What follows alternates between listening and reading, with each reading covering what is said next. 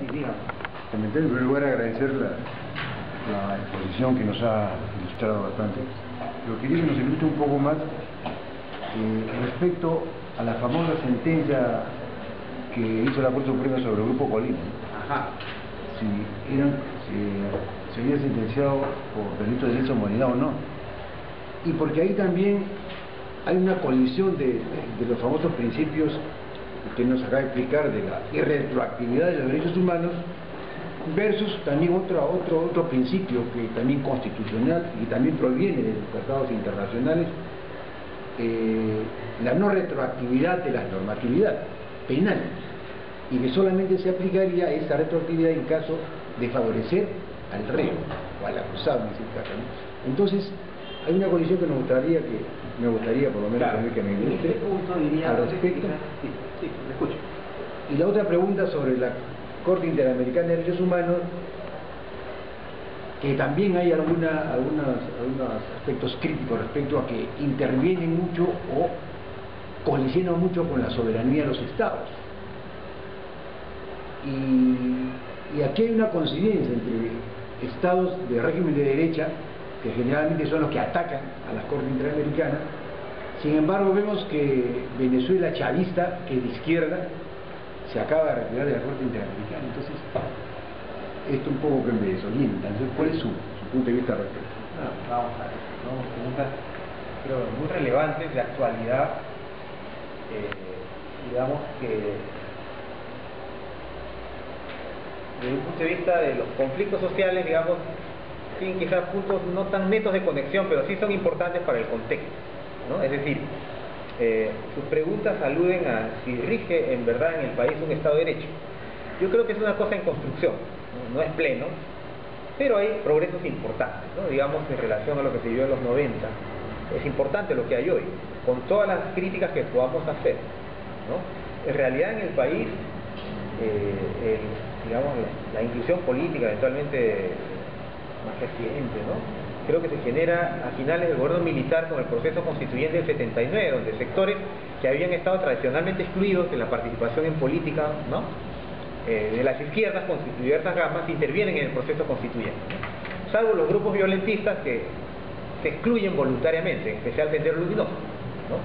Pero el resto interviene en política, ¿no? Entonces se abre un espacio importante en el país desde los 80, que de alguna manera se trunca el 92, ¿verdad?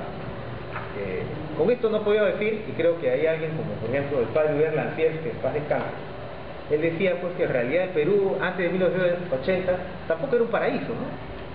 Pero abrió cauces de participación política, ¿no? que en particular Sendero discutió, ¿no? Y cuestionó desde su raíz, ¿verdad? Sin embargo, esa democracia representativa con todas sus limitaciones hoy día ofrece, digamos, mal que bien un escenario de división de poderes, ¿verdad? De construcción de institucionalidad y también de inserción más neta en estos sistemas internacionales, porque a fines de los 70 en realidad no estaba tan claro esta intervención de los derechos humanos como comunidad internacional, por lo menos en el Perú. Cuando yo estudiaba y empezaba a estudiar, los profesores mismos eran escépticos sobre esto.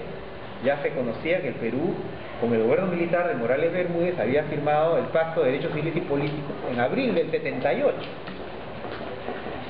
Poco tiempo después de haber convocado el proceso constituyente. Y en julio se firma la Convención Americana sobre Derechos Humanos, cuando se instala, días antes de instalar o el día que se instala la Asamblea Constituyente. Eso eran señales muy importantes. El gobierno dictatorial peruano se une, compromete al Perú en los tratados de derechos humanos. Entonces es una idea que hay que rescatar.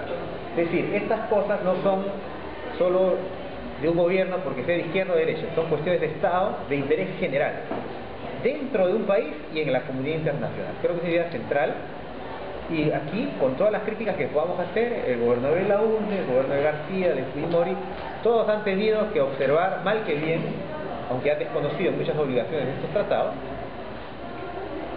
esos instrumentos internacionales. Y la idea de salirse de ellos es una idea que más bien es como atípica en el concierto actual.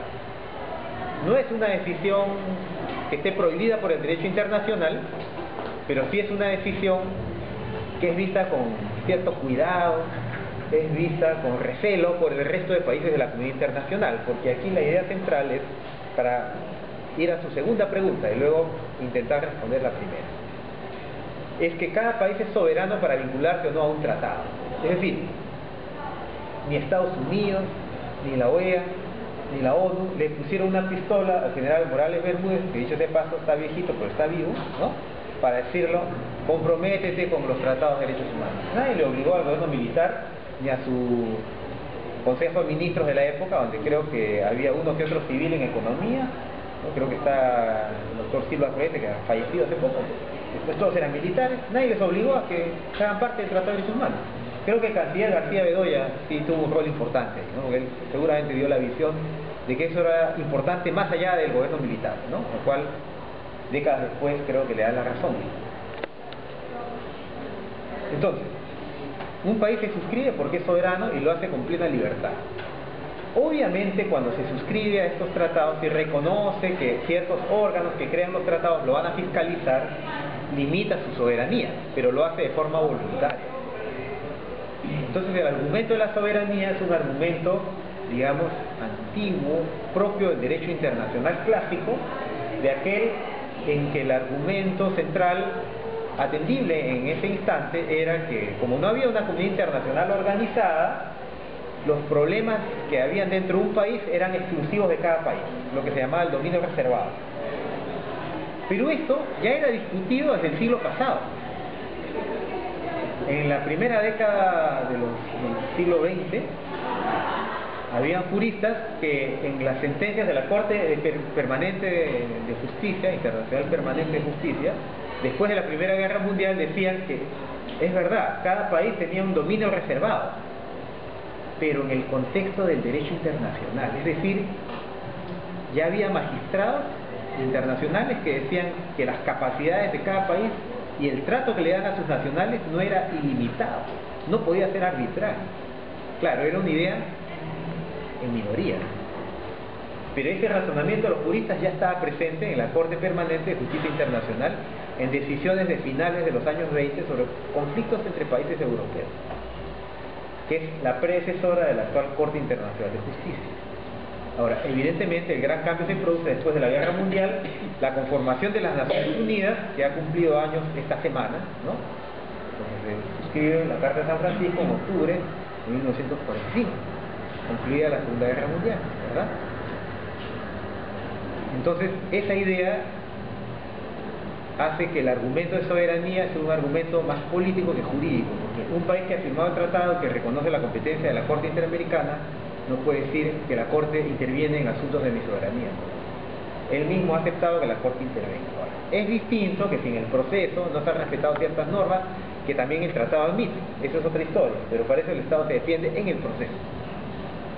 Algo de experiencia tiene el Perú en ese asunto, porque en 1999 el Estado intentó desobligarse y desentenderse de la Corte, ¿no?, mediante una resolución del Congreso diciendo: por acto unilateral yo me voy de la Corte porque estos casos ya no me interesan, ¿no? El caso de los chilenos condenados por terrorismo, traición a la patria, el caso Itcher, y se venía el caso del Tribunal Constitucional. Entonces, tanto en el caso del Tribunal Constitucional como en el caso Itcher, la Corte dijo: mire, yo he recibido este documento del Estado peruano que dice que se han desobligado a nosotros, vamos a analizarlo jurídicamente, ¿no? Llegamos a la conclusión que eso no es posible. El único camino que tiene, si usted quiere irse, es denunciar la Convención Americana, según el propio tratado lo explica. Una vez que lo denuncia, pasa un año, y a partir de ese año ya yo no veo más casos de usted, que es lo que acaba de hacer Venezuela. Ahora que ganó la elección, el régimen de Chávez seguro va a seguir en ese plan, ¿no? Pasará un año, y después de ese año la Corte no podrá conocer más casos de Venezuela. Pero hasta ese instante todos los que haya podrían llegar. ¿Qué argumenta Venezuela, perdón? Lo que usted ha dicho en parte, que es una corte ideologizada, ¿no?, que, digamos, es un instrumento del imperialismo, en fin, ¿no? Pero resulta que Estados Unidos no toma decisión en esa corte, porque primero Estados Unidos firmó el tratado con Jimmy Carter, pero no pasó por el test del Congreso, no la ratificaron. Y cuando llegó, creo que el presidente Bush, el padre, hizo algo así como el retiro de la firma, una cosa extraña, ¿no? Entonces, países como Venezuela, Estados Unidos, hacen estas cosas raras, ¿no? El punto es que Estados Unidos no acepta la Corte, no ha firmado la Convención, no es Estado parte, pero es parte de la OEA. Al integrar la OEA, la fiscaliza la Comisión Interamericana aunque no quiera. Y lo mismo va a pasar con Venezuela. Aunque no quiera, la Comisión Interamericana tiene poder para fiscalizarla, emitir informes, aunque no es un órgano judicial. Entonces, el camino de Chávez, como usted dice, políticamente es de difícil explicación, pero como usted indica bien, países conservadores están contra la Corte, países que se llaman de izquierda están contra la Corte. Eso implica de que hay una cierta independencia de la Corte, que no será la octava maravilla del mundo, pero tiene una función en la región y ha ayudado a países como Perú a respetar ciertas cosas básicas. Y ese es, creo, el trabajo de una Corte, que es un tribunal judicial.